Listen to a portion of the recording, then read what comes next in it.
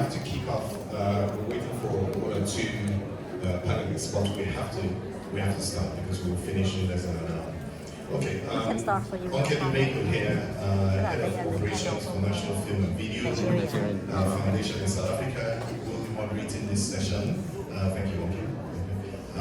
But before we start, very quickly, before we call up our panelists that are here, I'd also like to recognize the presence of Alhaji Lai Mohammed, who's the immediate past Federal Minister for Arts, Information, Arts, Culture, and Tourism in Nigeria. Also like to recognize the presence of Mr. Paul Higginson, Senior Executive Vice President, Universal Studios, covering EMEA, and oversees a lot of what happens theatrically with Universal in Nigeria, and we did that role as well back in the day for 20th Century Fox. Thanks Paul for coming. I'd like to also recognize the presence of recognize and bring up the panelists on stage. For those who are on stage, they are the ones I'm recognizing.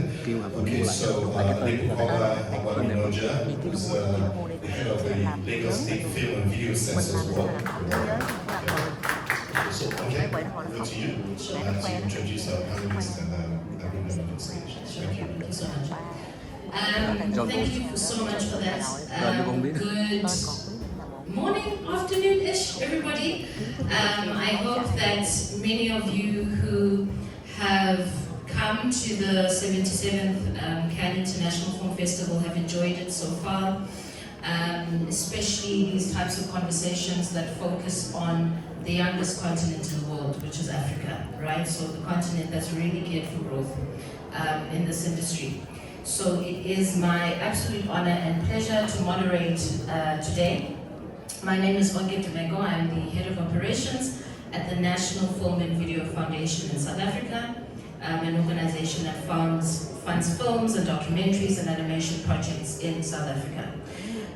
Firstly, I would like to bring on stage Ms. Adetoke Benson Awoyinka, who is a legal practitioner and the Honorable Commissioner for Tourism, Arts and Culture.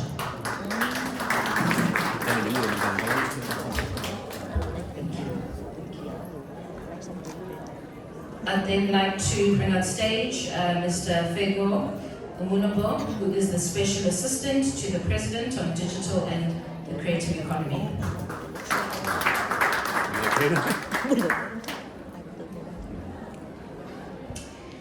Then I would like to bring on stage Mr. Abba Agba, who is the Special Assistant to the President on Creativity and the Special Advisor to the Minister on Film, Music and Entertainment.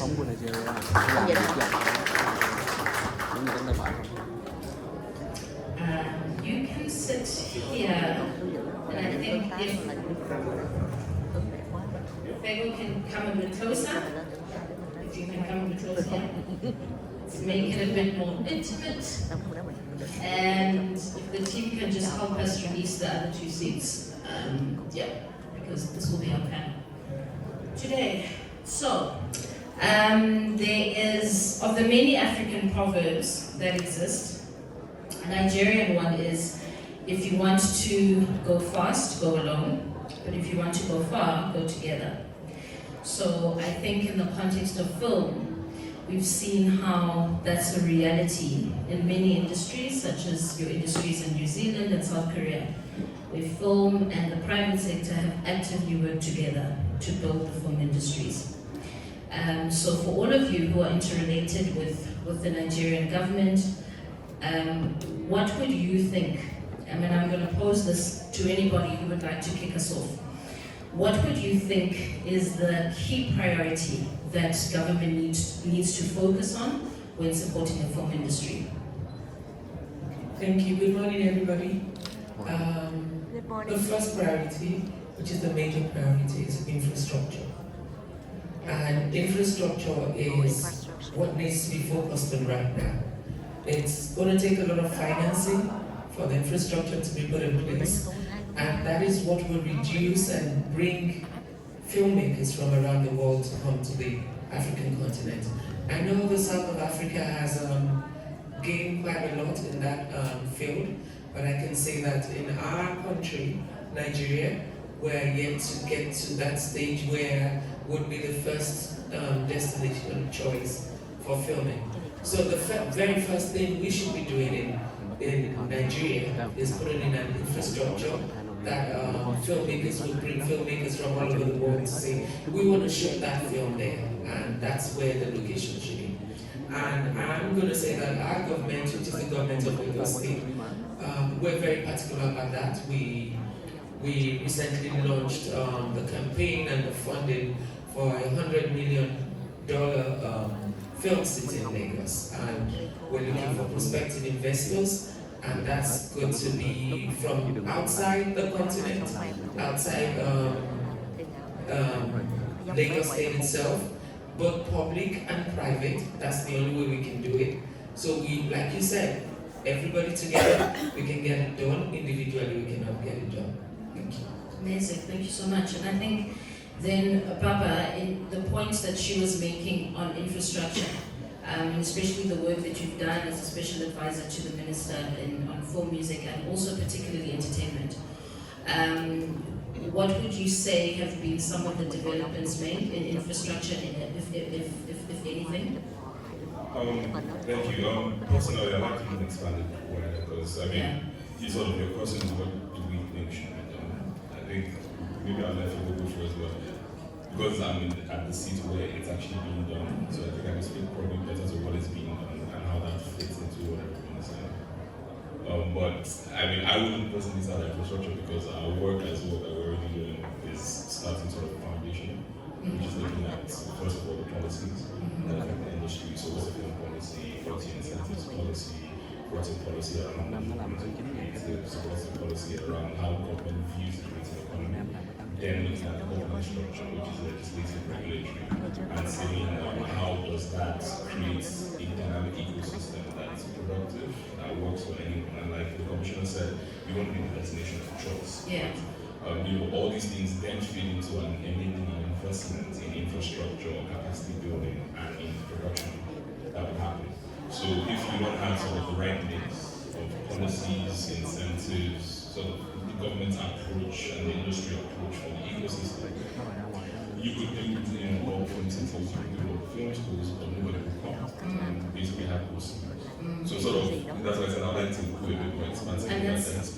And that's absolutely fine, because I was coming to that point, because I know in the past 10 years, there's been quite a lot of good groundwork that the government has done in terms of really supporting the industry from an industry that was really kind of, private sector driven. So I would just like to ask them, so if you could just expand on Fego. Sorry, I'm begging to see your face. You could just turn your chair slightly. Apologies, we just had a last minute shift. So if you could just then, because Baba raises a really interesting point on the policy intervention, right? And as special advisor to the president on the creative economy. What are some of the key kind of policy interventions that you think have helped really, enable the government to support the industry?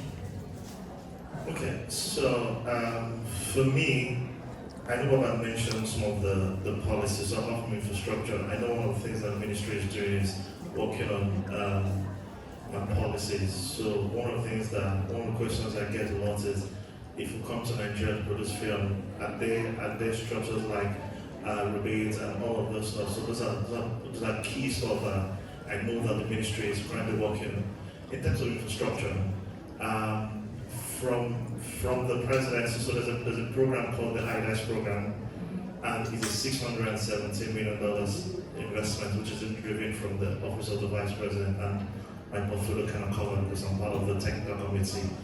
Part of what we want to achieve with that is, so there's 3 pillars we're running with. So there's capacity development, there's infrastructure, then there's access to finance. The second pillar covers infrastructure. So infrastructure like you want to have enough cinema in areas that don't have enough cinema. So if a business person comes up and says that I have a plan to build a cinema in states where this is not available, then they can access those funding from IDA because it's a huge fund. And I know one of the challenge with a lot of businesses in Nigeria, you're looking for patient investors, which is something that we don't have before. So those are some of the problems that IDICE will solve. Now, if I come down, let me narrow it down to what we've done thus far, because from my office, which is that of the presidency, is more of intervention. The ministry is more policies and all of that. So one of the things that we've done, which has kind of helped with access to finance, one of the first things we did was to have a roundtable, which was done last year, and we got a lot of feedback from the stakeholders, and one of the challenges we got was access to finance. Someone produced a film, I don't have fund. And we're able to get a bank to be able to partner with us. So what we did was we got a 5 billion fund for film from Providence Bank. And what we did was to structure it in a way that you don't need collateral to access this fund, because it's a challenge. You can't ask a creative to bring collateral, because their collateral has to be the intellectual property. And I'm glad that we're able to achieve that. We're done with the first batch. 1.5 billion was given to 4 filmmakers, and it's a class structure. So what we did was, you get the film, produce your movie, sell to any of the streaming platform, return the investment back to the bank, then there's a sharing formula 70-30. I'm hoping that we can replicate the same system with all the banks, because I know with the financial institutions in Nigeria, they're a bit scared because they don't understand this industry, they don't understand creative. For them, it's about, I put my money, I get my money out. And if you want to have quality films, you need probably like 1 to 2, probably 3 years to produce quality films. So you need these financial institutions to understand this. So we're also in talks with Wema Bank, and I'm hoping that I can bring more banks into this whole structure so I can have more finance for film producers. So hopefully in the next 2 weeks we're going to open up for the second batch. Then more people can access finance and produce a film. They can have more quality films and all. Yeah, thank you. Thank you so much. And I think you touched on a very important point on the long-term investment in film. I think that a lot of the industries that have, where you can see a good interplay between government and private sector, there's always been that time, right, that's been allocated. So there's been the investment, but then also the time that is being allocated to see that investment come to fruition. And I think then it definitely gives an impression that from a government perspective, that the headspace is correct, right? And I think that, you know, from the outside looking in, and as someone who also works at a government institution, so is prone to defend the government, my next question would then be what some of the challenges have been, or perhaps why there hasn't been, I would say, enough of awareness around what the government has done. Because I think quite a number of Nigerian filmmakers, you know, would focus on the fact that they fund their films independently, not really focusing enough on what the government has done, particularly in the last decade. Do any of you want to touch on why some of that communication, awareness of government interventions hasn't been as strong as it should be? Well, it looks like you're talking to 2 countries here. There's a country Nigeria and there's a country Lagos. So they're speaking of policies which they are just starting to do. We've gone way past that. We're at the infrastructural stage. They're talking about grants. We've started giving grants way back.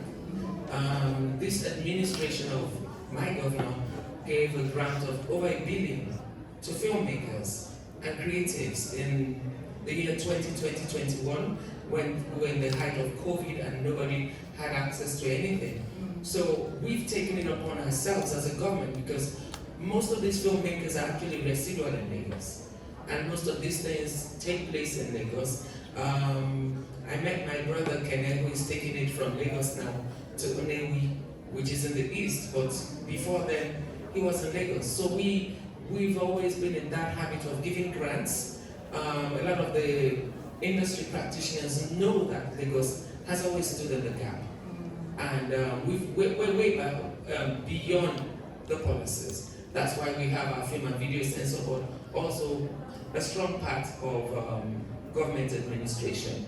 There's nothing that happens, well, I wouldn't want to say in Nigeria, that does not go through Lagos. So they're the big brother, we're the younger ones. But we've been quite, I can say we've been very, very good with the interventions that we have done, especially in the creative industry. Film, that's why we're at the infrastructure level. My governor would say, we've done the soft part of film, which is in grants. Funding. Yes, funding for individuals.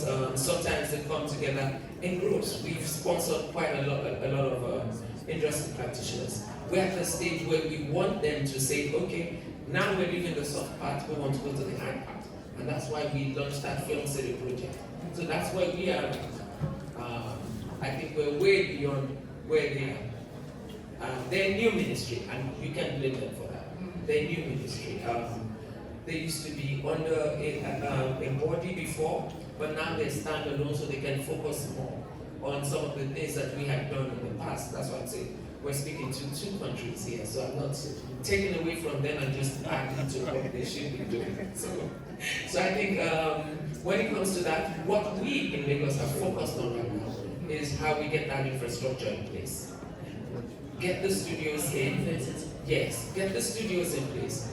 Get people to come to Lagos and get those films done in Lagos. It's going to help our ecosystem. It's going to help our local communities. It's going to help the businesses. We spoke to the mayor of Atlanta, and he told us the story of how when Tyler Perry came to Atlanta and wanted to build a film city there.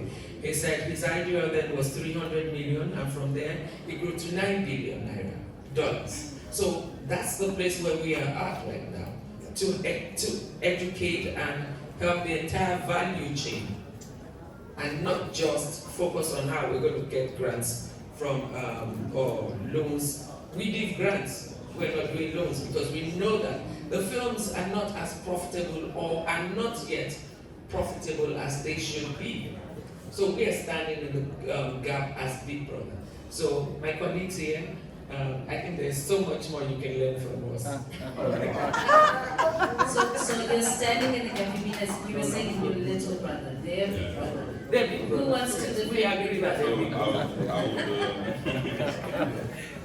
Well, okay, I'll start off by saying this, like I said, I'd rather not quote that, but you're right, historically the Nigerian government has done quite a bit in terms of, let me use that word, intervene in the sort of film industry, and it's left for us to debate if they've done enough, they've done not enough, should they have done something differently.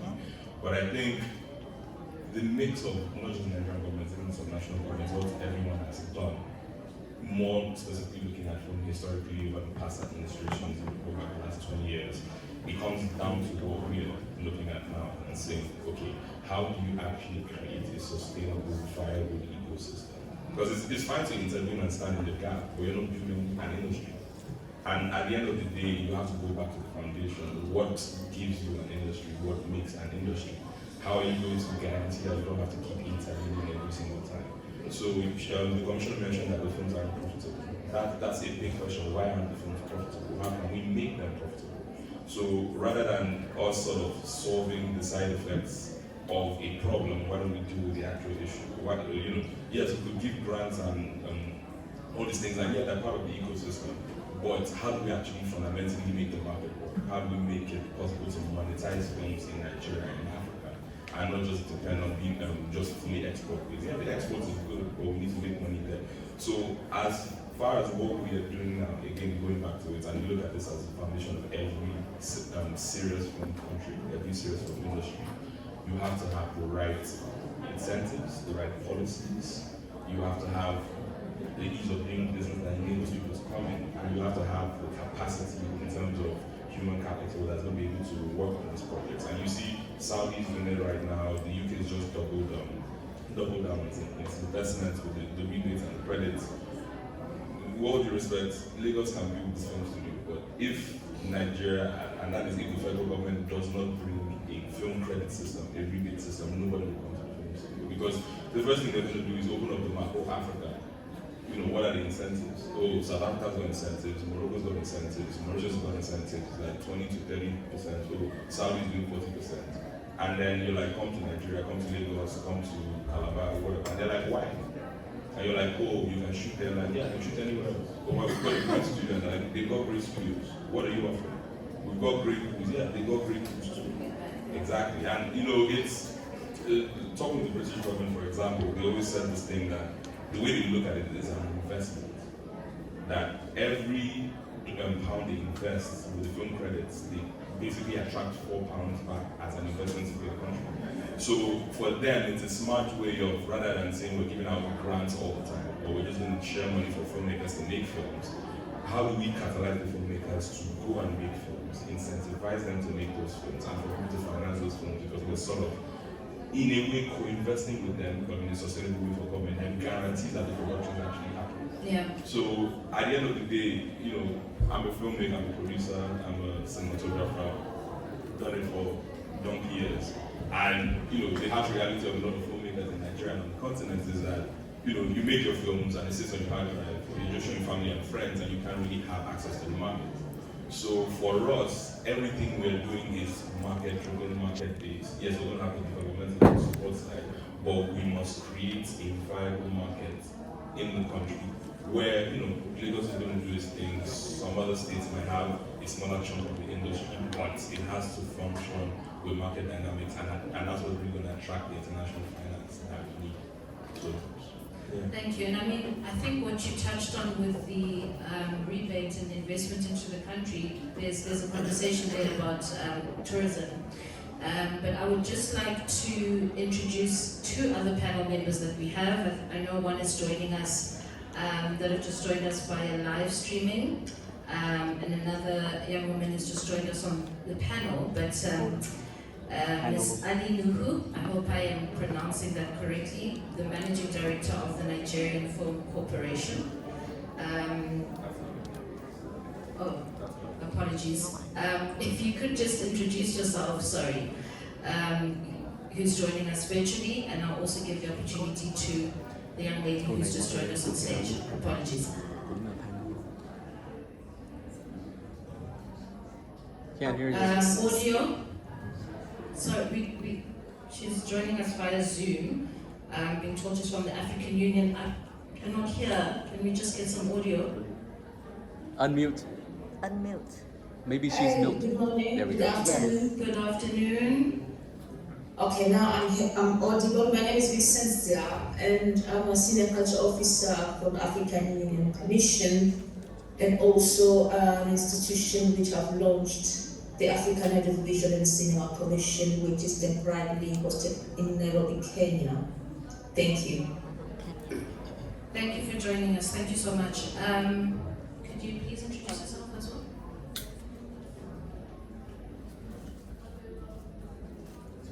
Hi. Use his. Hello, my name is Melise Reha. I am a communication partner for Del York Group. We are building a film studio, a film city in Lagos in partnership with the state government and Storyline Studios. So very excited to be here and as well as to join the conversation. Thank you. Thank you so much. So with the recent launch of the Double C, could you just from the AU perspective give us an indication of how important that commission is in the context of government support for industries across the continent? Thank you so much. The institution African Audiovisual Cinema Commission is the filmmakers' struggle for over 20 years to have a system which can support their film production in the continent. And the other panel members have discussed about the policies, the need to have good policies, laws, regulations, but also having infrastructure and access to finances and marketing. So the aim of the African Audiovisual and Cinema Commission is to harness all these initiatives so that they can be able at least to come up with an initiative which will benefit filmmakers across the continent, take into consideration that we have Africa free trade, that most of the filmmakers, as other industries, have an opportunity to benefit from that. But also, we have Regional Economic Commission, governments, and like the ECOWAS, like the East African Community, the SADC, etc. These are also platforms for the filmmaker to explore on how to navigate across the continent, to extend the markets, and also boost the co-production and co-financing of the productions, or the film production in general. Thank you. Thank you so much. So the facilitation of co-productions, what would any of you say have been quite a challenge there? I mean, I know in South Africa we've been working on an agreement with Nigeria for quite some years, but because that also speaks to investment. Yeah, so co-productions, as you rightly know, with the sort of system that the world practices, it helps and enables. So obviously that conversation with South Africa is sort of being restarted. We're actively negotiating right now with different countries for production treaties, and we've exchanged drafts. So hopefully by the end of the year we'll be able to sign at least 3 or 4 of those. And it's what's going to give the Nigerian filmmakers access to the incentives and the opportunities in those countries, and it's going to help us bring them back. So I think it's very foundational. So again, it goes back to what we're talking about, policies and the lines that will help attract and bring certain kinds of films and projects to the country. So yeah, I'm sure you'll be hearing about, anyway, we already spoke slightly before, but we have some negotiations to do after that. Yeah, no, that one is done. I had a conversation with Bobby, your ambassador, Bobby Moore, before coming, and spoken with a few ambassadors as well. And there's a lot of interesting stuff coming. So I mean, Brazil sent us something, Canada is something, there's a draft being reviewed, Jamaica is interested, Ghana is interested as well, conversation with the French, you guys naturally, so I think we're well on our way. Okay, that's good. And I think also with co-pros, then we can bring back in the conversation around studios.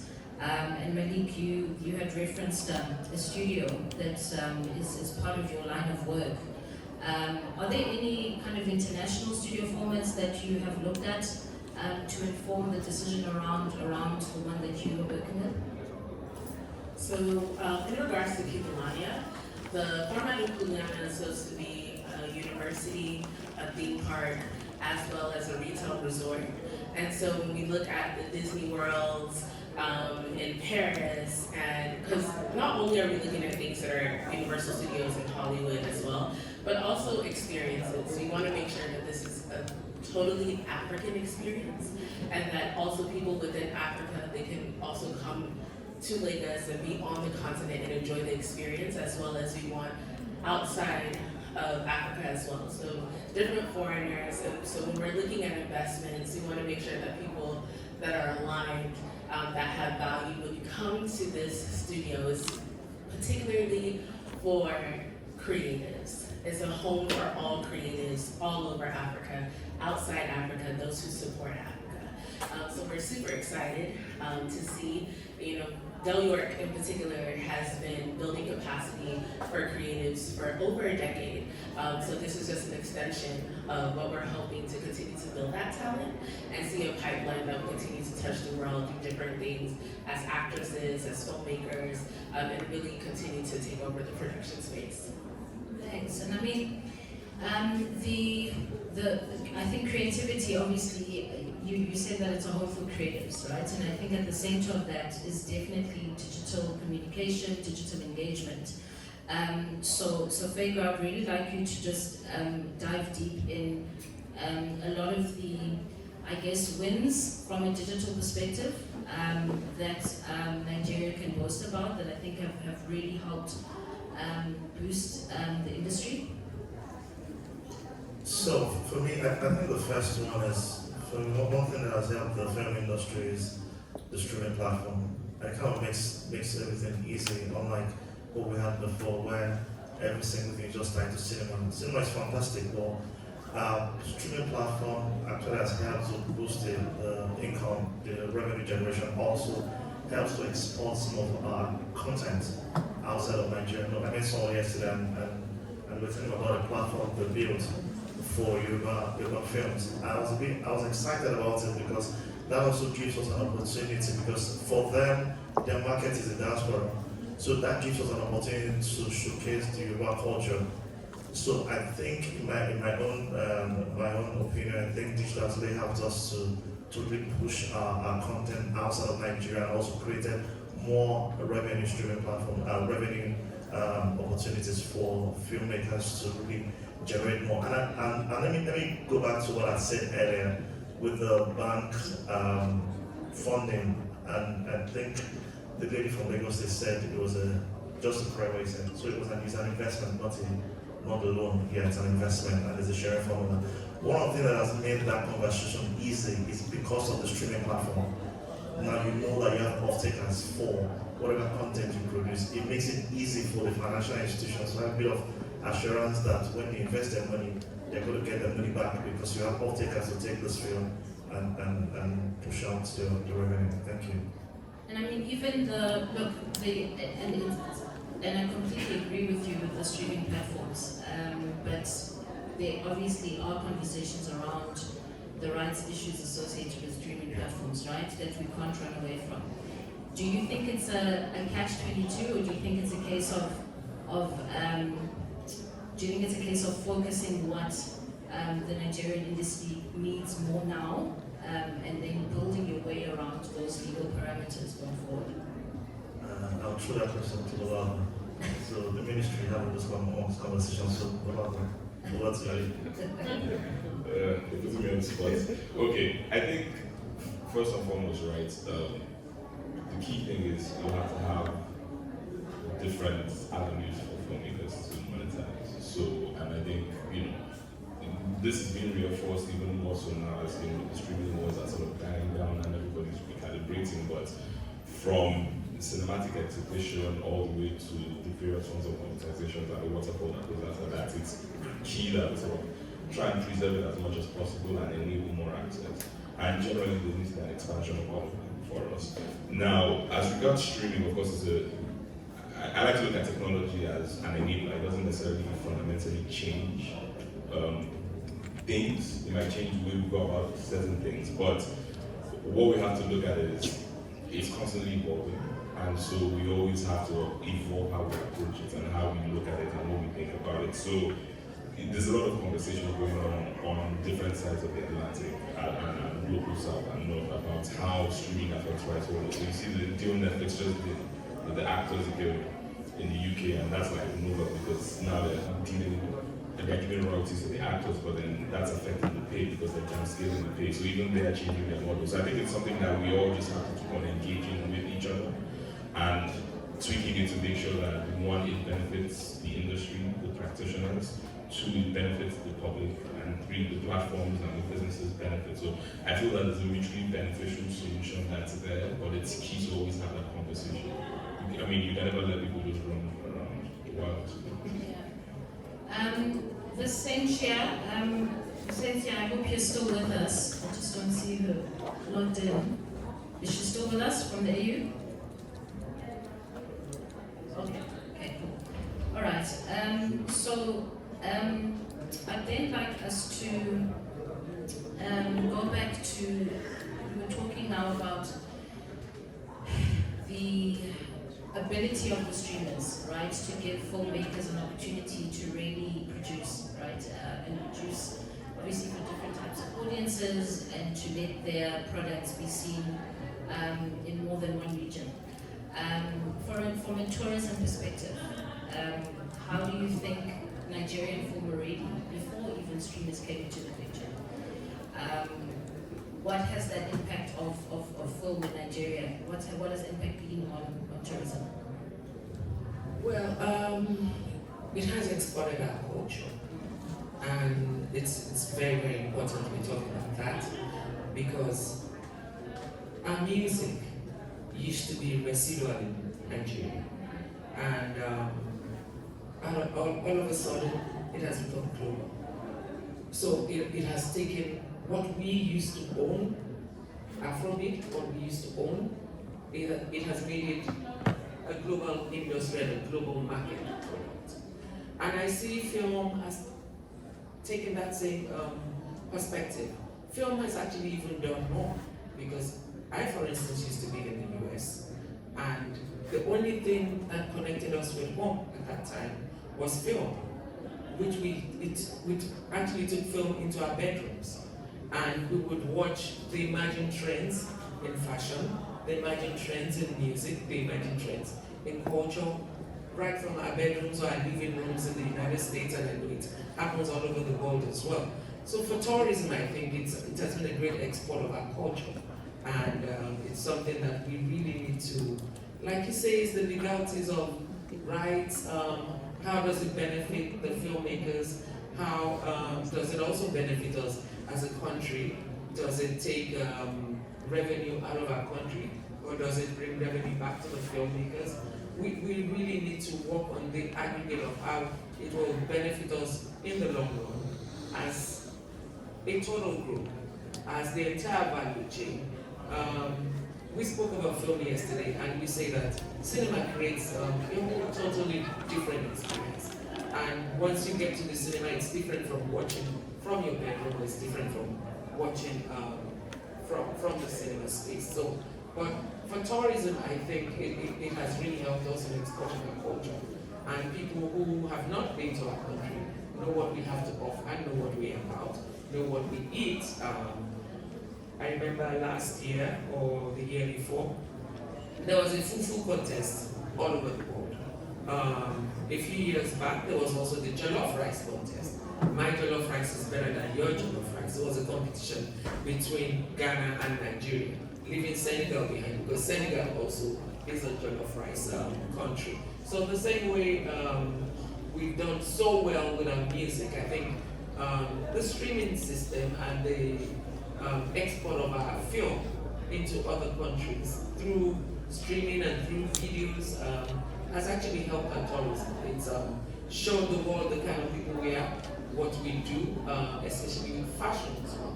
It's exported a lot of our fashion, and I think that we're in a good place because of what we have exported to the rest of the world, tourism-wise. Absolutely. And Vasentia, the what Toke is touching on is kind of, I think, falls quite nicely into having the type of continent where intra-African trade is of ease, right? And I know that there's quite a lot of work that's been done by the AU. There's still some work that needs to be done. But can you kind of touch on the work that has been done, particularly in the context towards the creative sector, so that, you know, just in the context of really creating more ease in terms of intra-African trade, so that all of these type of touch points, tourism, all of that stuff, can really enable better kind of economic, better economic energy on the continent. So Big Brother, I think that question would be for you. Okay. Does Vincent, does she not? She's here. She's here. Okay. Yeah. Can you hear us? She's frozen in time. She's back. There she is. So just Okay, thank you. Sorry, Thank you. internet is not that one. I would say that African Union from the Addis Ababa headquarters and the Division of Culture has been mainly on creating policies, and one of the policies is plan of action in culture and creative industries, which is also trying to let member states that they should invest in culture and creative industries, including the film industry. And to the issue of AFCTA, we are pushing to have a common film market from Africa, so that we can be able to support not the giant filmmakers, because already they have access to the market, but the upcoming, because we believe that if we have a common space to exchange the content and market the content, we're in a good position to get better prices than as individual filmmakers who are upcoming in the industry. So one of the mandates of the African Television Cinema Commission is to encourage the establishment of appropriate structures at the national and regional level. We have to take into consideration one of the biggest challenges of film business is the same as other businesses, where we have over-regulations in some member states, over-taxation in member states, and also over-censorship, we would say. So this kind of a framework is also detrimental to the marketing and the profitability of the productions as well, because you find in some member states we have countries where the film industry is taxed maybe 5 times on the same product. So those are the issues which I think we also need to take into consideration. And this is also the challenge whereby we are now getting into the facilities, the loan facilities for the film industry. As a colleague has spoken, loan facilities is becoming a challenging factor, and we are yet to get experiences from member states which it has worked better. Thank you. Thank you so much. And also for just highlighting the AU's focus on development. And I'd just like to come back to you, Malik, in terms of the studio and the vision around the skills development. Can you just kind of touch on that? Yeah, I think honestly, the reason why Lagos State has been so supportive of this initiative is because they really want to see creatives thrive, right? And so when we think about capacity building and skill set, hoping that continuously, when you look at the creative industry, particularly in Nigeria, and how much of jobs come out of the creative industry, the importance of honing these skills is incredibly important. So when we're looking at what Kibulania is going to be, the trajectory of where we're going, we're hoping that we'll continue to hone these skills. We continue to take the talent that has already been within Nollywood, within the creative industry, as well as other globally trained to come and teach these students, because we understand that that's where the future is. So we're really excited. And when we look at what these skills, when you continue to hone on the skills that are being built, we know that there's going to be greater productions that are going to come forth from it. Because it's not about just training to be good in Nigeria or training to be good in Africa. It's about training to be good all over the world. And that's what we're going to see in this development. Thank you. I would like to open up to the audience in case there are any questions in the audience. I see one here. 2. Hello everyone, my name is Alan Beaufort. I'm a producer from California, Hollywood. And this is my co-producers, Jenny Aituntai. So we are very honored to be here to be part of the Nigerian discussion group. Congratulations to your country for being the #1 volume in making films. Yes. Yes, we would love to work with you. Now, you were mentioning about the tax credit, so I wanted to draw more into that. So does the AU have a united system to allocate the tax credit, and then what is the percentage of that? Okay, so the African Union doesn't have a unified scheme for the tax credit, so the individual countries have their own schemes, just like everywhere else. Okay. So, I mean, similar with Europe, where France has it, the UK's is different, so it depends on the specific country. So it varies from 20 to 40%, depending on where you go. So you have that in Nigeria? So it's being developed. We'll launch everything by the end of next year, start of next year. But it's not in place right now, but it's what we're putting in place. So I mean, it's a new government. We've been in less than a year. So, like I said, we're going back foundational and what are the gaps that exist and what can we bring to the table that wasn't there before. So obviously, this is a big demand from local filmmakers and global filmmakers looking to collaborate, just like yourself. So, wonderful. Yeah. Okay, we'd love to work with you, so let's connect. Thank you. Thank you. Next question. You can just keep them short and sweet. Thank you very much. My name is Iman Hamid.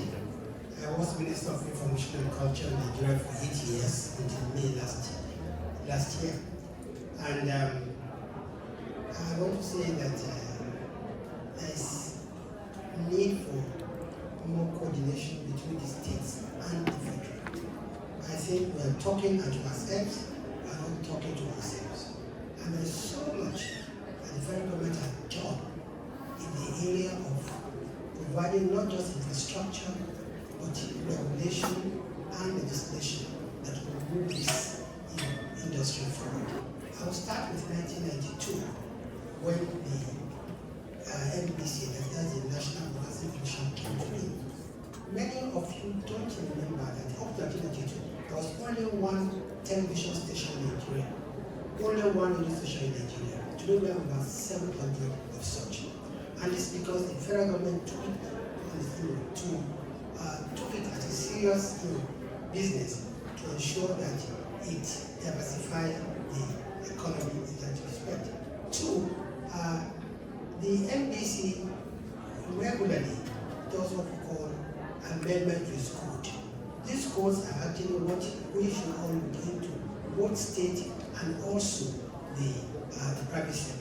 For instance, I don't know how many of us are aware that under the Nigerian Broadcasting Code today, 75% of all contents are supposed to be local.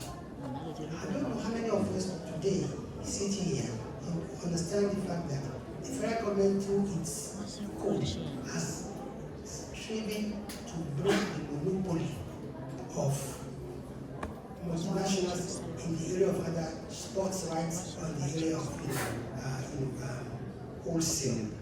And the federal government put into place certain regulations that will help the industry. But what we find now is that the producers can't even pay their rents, they can't pay their hospital bills. Whereas the networks, whereas the advertisers, there's this provision I want you to look at that. There's a provision in the code today that if you owe one particular agency, you owe everybody, and then nobody is going to air your program. So I think there's a need to study broadcasting. It's done a lot to actually bring a better economy into the system. Thank you very much. Thank you so much. I just have one question there, and the last one, that gentleman there. The young lady there, the gentleman there. Then we have to, we'll see if we have questions. So my question is for Baba. I was just wondering, you were talking about some of the tax incentives and some countries. Can you just rename them? I might have missed them. It's advertisement.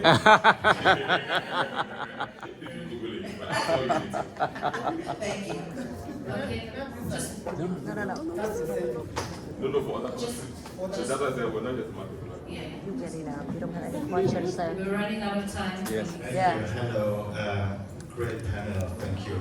My name is Hamid Schneider. I'm running a talent foundation in Germany, and I work very closely with one of the leading film schools in Germany. And they have an international class, and every year there are also 2 or 3 students from Nigeria.